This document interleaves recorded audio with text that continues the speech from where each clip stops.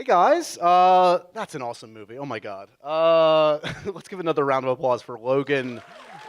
Logan Noir, the debut, the only screening of Logan Noir in theaters. I want to say hello to a few people. I want to say hello to Brooklyn, where I am. Thank you guys for coming out. I want to say hello, yes.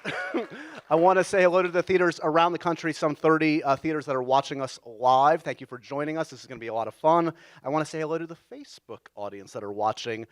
You guys didn't get a chance to watch Logan Noir, but the good news is there are many ways to watch Logan, this amazing movie.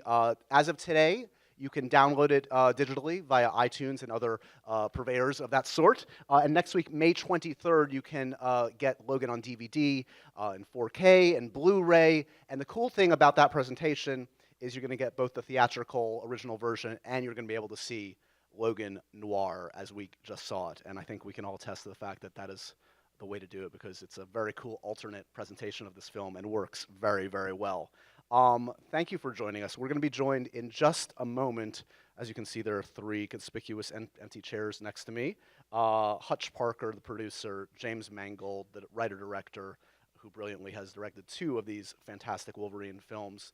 And of course, Hugh Jackman is going to join me in just a second. I want to mention a couple things. Spread the good word about this event and about Logan. Use the hashtag Logan Noir. Ask your questions, not you guys in the theater because you're right here already. But if you're watching at home on Facebook, ask your questions using the hashtag Ask Alamo. I'm going to ask some of your questions as well. And I guess enough of me rambling, right, guys? You want to hear from the guys that are here? Okay, cool. And just a reminder, stick around in your seats afterwards for those of you in theaters across the country and here. We've got a cool exclusive poster for you guys, so stick in your seats. I think they're going to bring them right to you.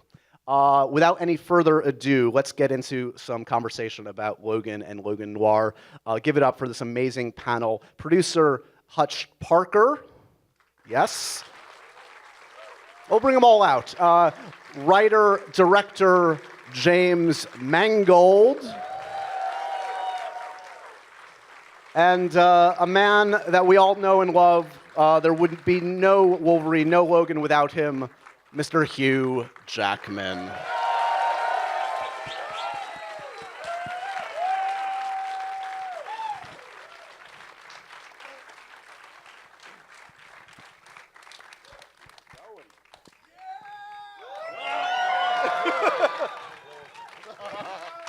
The claws are out, and the chops. I like it. It's familiar. Thank you. We got some of the diehards, some of the legit fans are here. Awesome. Congratulations again, guys. Thanks, Josh. Thank you so What much. an Thank you achievement. guys for coming. We really appreciate it. So first up, I do want to ask a little bit about the presentation that this privileged audience got to see and in theaters around the country of Logan Noir. How did this idea happen? How did we get here? Was this something you always kind of intended to present in some form? It was very much came from fans.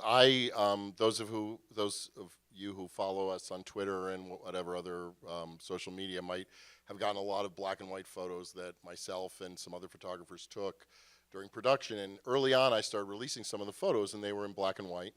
And the fan response was huge. And I thought our lighting and Hugh and all the characters looked fabulous in black and white.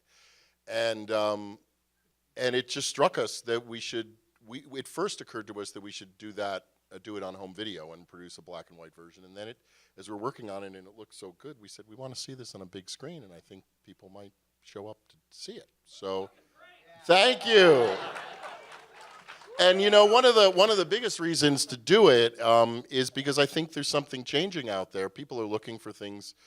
There's a lot of film fans out there, and people are looking for things that connect to the past, things that look different, things that are new, but also old again. And I think that for a long time, studios have had an assumption that you guys need bright colors at all times to stay amused and loud sounds at all times to stay amused.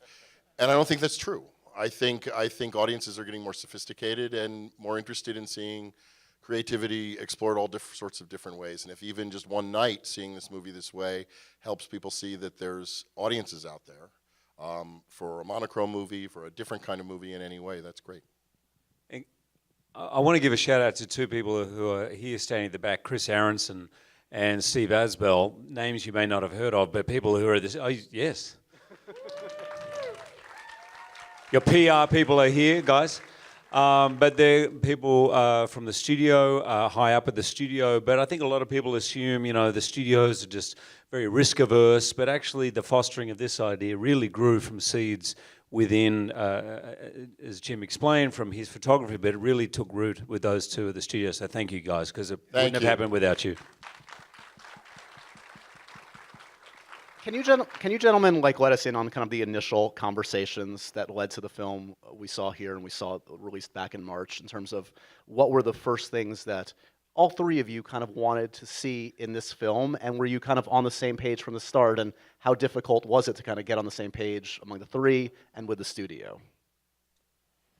Yeah, I've come with a new formula. I've come to a new formula after 20 years in this business that it actually takes fewer people who fight harder to make a movie you're proud of. And so it did start, particularly Jim and I first, Hutch very, very soon after. Hutch and I worked together for 20 years, and but I knew I wouldn't have anything if Jim wasn't on board. And I think I said something, I'm trying to remember, but I might have mentioned The Wrestler. I think I mentioned... we both, yeah, I think when we were talking? We were talking about The Wrestler, we were talking about Westerns, we were talking about... But the funny thing is, when you're talking about what we wanted, we both know what we didn't want.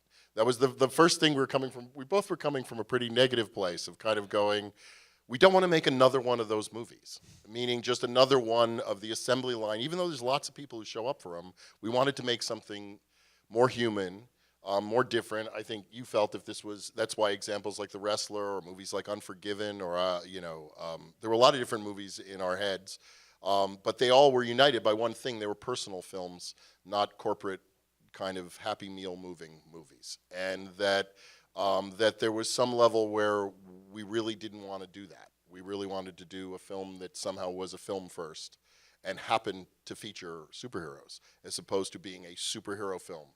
And that difference, whatever mentally it was, kind of informed everything we did and every decision we made, I think. And I don't know, maybe this is something that you, for instance, Hutch, could like illuminate, but I'm curious. I mean, I think for context sake, we think about Deadpool now, like this R-rated film that made so much money and was so successful with critics and fans. But you guys were in development. This was going to be R before Deadpool came out. You didn't know there would be that audience. Was the studio always on board 110%? Was there a massive fight in any way on any of the story points that we eventually saw that landed on the big screen? There really wasn't. The key catalyst in this, honestly, in my opinion, was Jim, because we had conversations in different iterations, and even going back long before the Wolverine, about more grounded storytelling within the universe. But candidly, I don't think we were equipped yet. And I'll say it on behalf of the studio and even the various people involved, and Jim was sort of a catalyst in so many different ways in galvanizing the studio's confidence about doing something bold, in the conviction that he had about the tone that it required, in the the kind of amazing instinct and navigational skill he had about where we needed to go with the story. He really was, in the best sense of what I think of as a filmmaker, was the captain of this journey. And that was obviously in conjunction with Hugh, unquestionably, and from the beginning. But for me, I honestly, and this is, we often say this about actors, and it's certainly true of Hugh in this role, but I cannot picture another filmmaker doing anything even close to what was accomplished with this film, other than Jim. And that I think that's how significant change occurs in storytelling, in filmmaking, is when somebody comes along that has the combination of talent and passion and instinct and conviction and skill. And that's a rare thing. I'm describing a very small group of people, but it really is. It is. And guts. No, I'm going to talk before you. Go, you're go, gonna be go. embarrassed by It seems like a good moment to let you guys talk. And guts, and I was so excited. This is my third film with Jim, and we always talked about doing stuff, but along for the 17 years that we worked together, but to have a blank canvas for Jim, I mean, unfortunately, you had to inherit an actor, but apart from that, it was a blank canvas in terms of script, of what we did with it, and we really were Steve Asbell and Emma Watts, and we had a meeting at a hotel in Los Angeles early on, and I thought that would be tough, that meeting, where I said to Jim, I said, I'm just going to go and have a meeting so that they know that I'm really in, and it's not just you, and not just you making...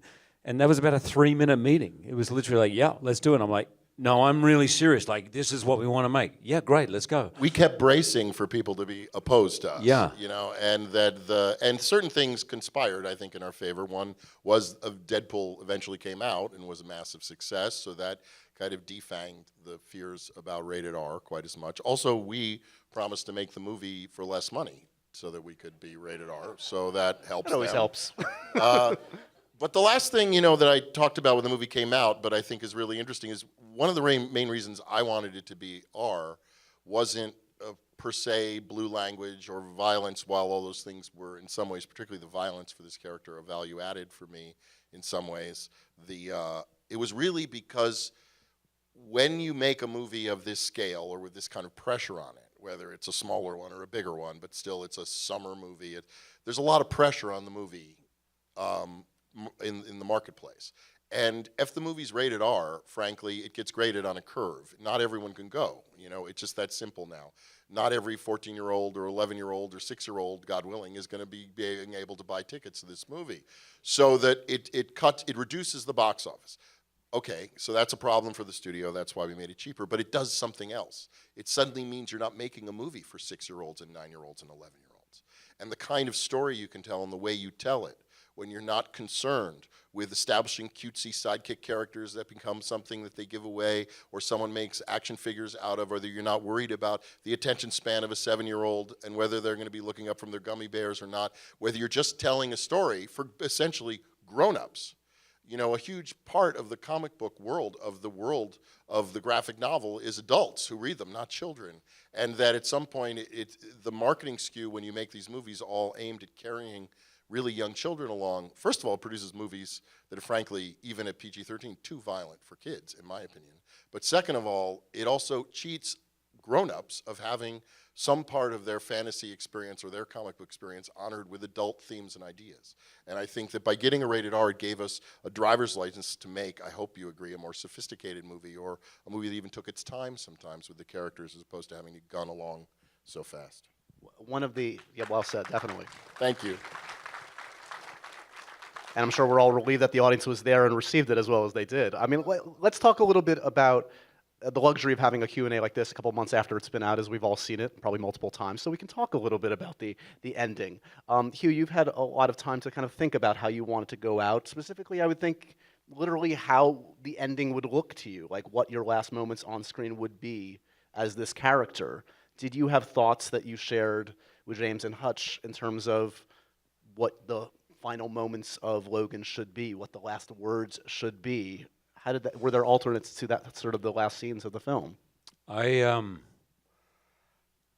going to be honest, I was a bit of a pain in the ass for Jim, and I was wrong 95% of the time, which made it even more amazing. But there was a lot of things that I was like, Jim, no, and I would fight, okay, and he would listen to me, but listen, I think there. And when I saw the movie, it was a litany of, yeah, you were right, you were right, you were right, you were right.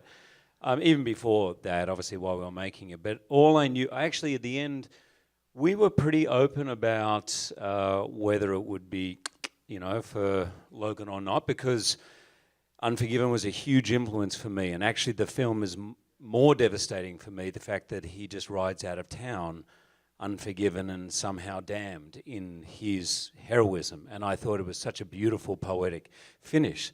I said, whatever we finish with, it has to be earned and it has to feel in keeping. And so when we went into, forgive me if I'm wrong, but I don't think we decided whether he would die or not. No, it was really not. It was about, I think, earning the right ending. Yeah.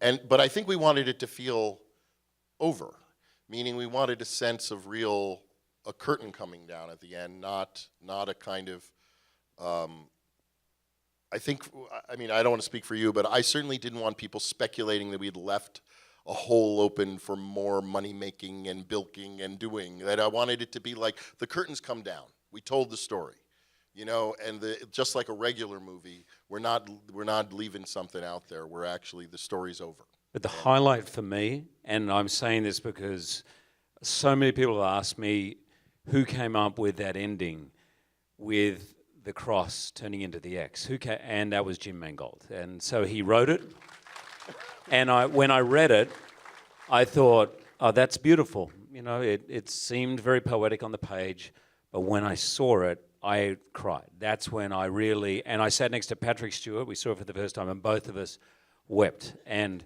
I was Stephen Colbert. I hope he doesn't mind me saying this, but I just saw him the other night. He says, I've seen it 3 times in the theater, in the cinema, and I cried every single time at that final image. But there is something so patient and courageous as a filmmaker just to allow everything to culminate in that one moment. And it's a privilege to be under the ground while that movie happens, that moment happens. I agree. I feel like you're out of the woods. You're like, okay, I made it without crying, and then it starts to tip over, and you're like, oh shit, here it comes. We've got some Twitter questions for you guys that have been submitting. Here's the first one, James. How many kids did you have to audition until you found Daphne? And Hugh, can you talk a little bit about what it was like working with her? This is from Laptop. There were thousands of kids looked at around the world. I mean, we were very specific in the screenplay about what we needed, which was a Spanish-speaking young woman between 10 and 12. I didn't want her to be too old. I didn't want it to be kind of a CW, kind of post-pubescent, young, kind of new, whatever. I wanted a kid. I wanted to be a kid. Daphne, to be honest, I got this iPhone video of her from Madrid that her dad, who's a wonderful actor, and mom, who's a wonderful actor, had recorded with her doing these scenes.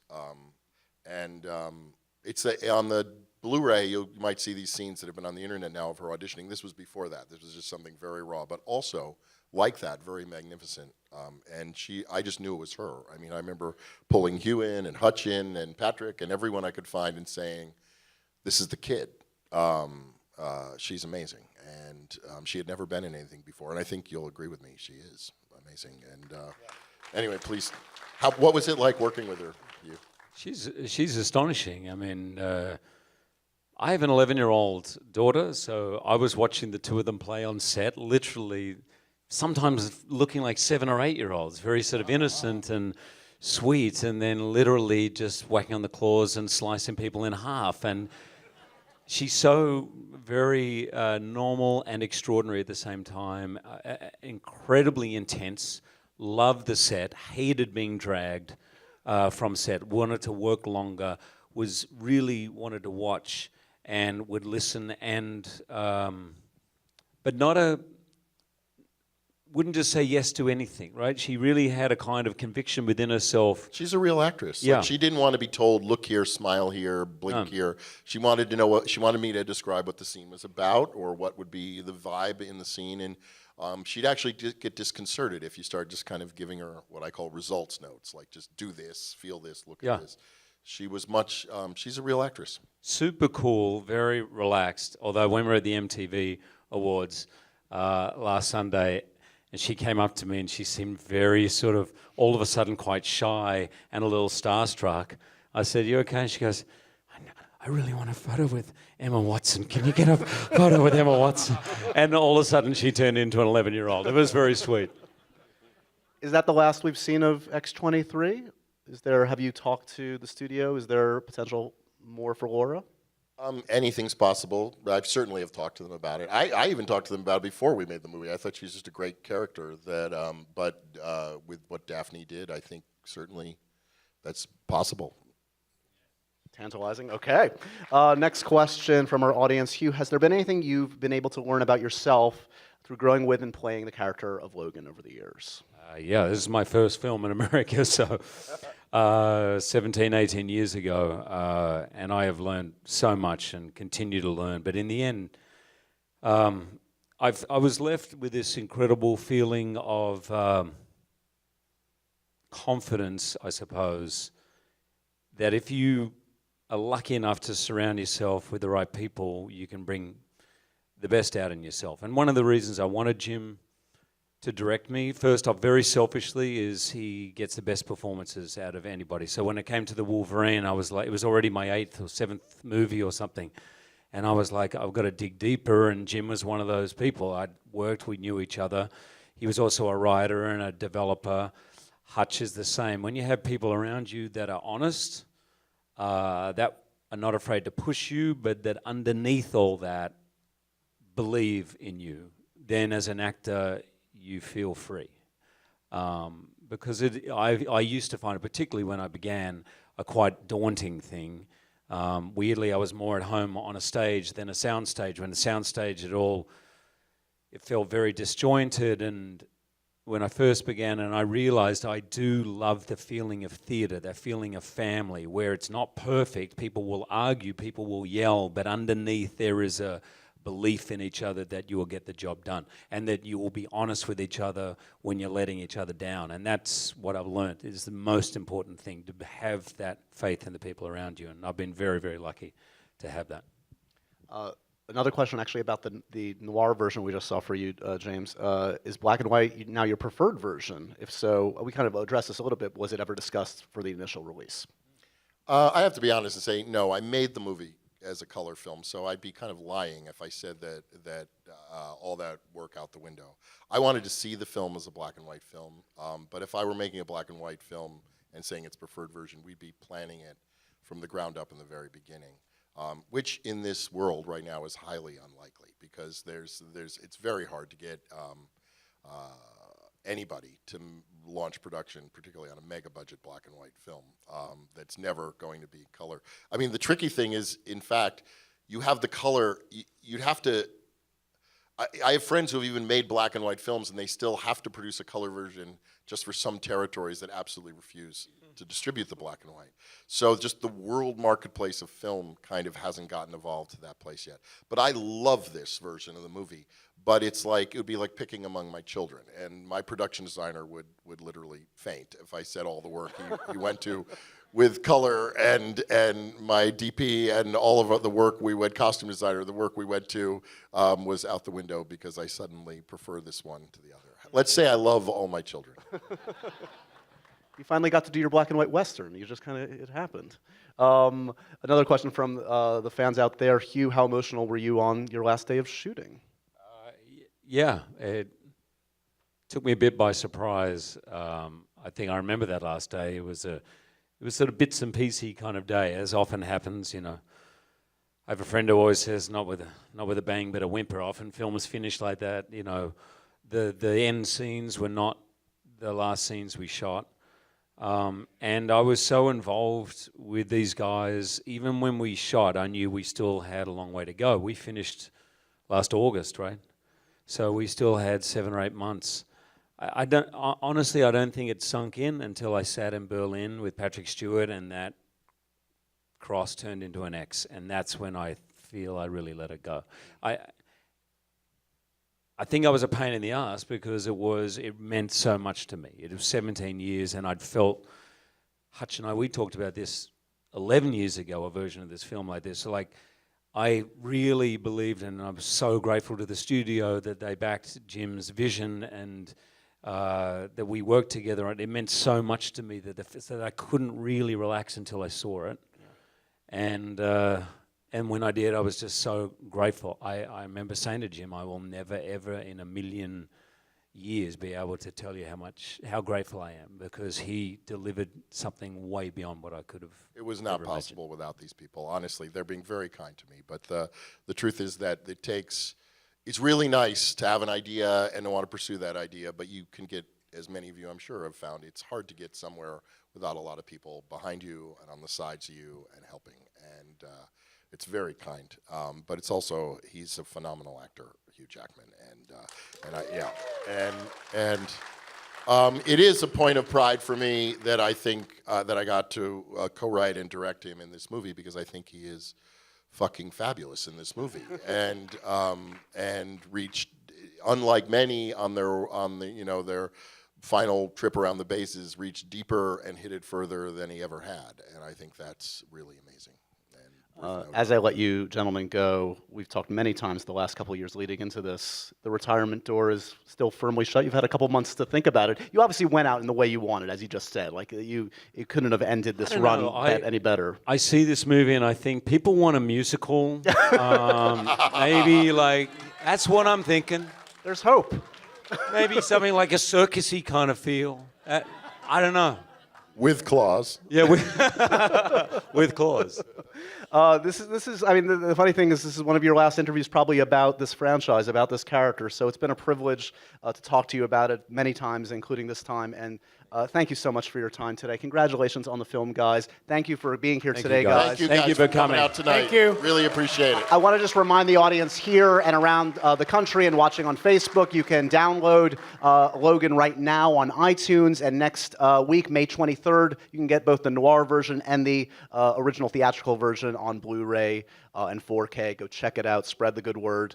And again, thanks for stopping by today, guys. Thank you, gentlemen. Really appreciate it. Thank you, guys. Thank you. And all the audiences around the country, thank you. Thank you. Thank you.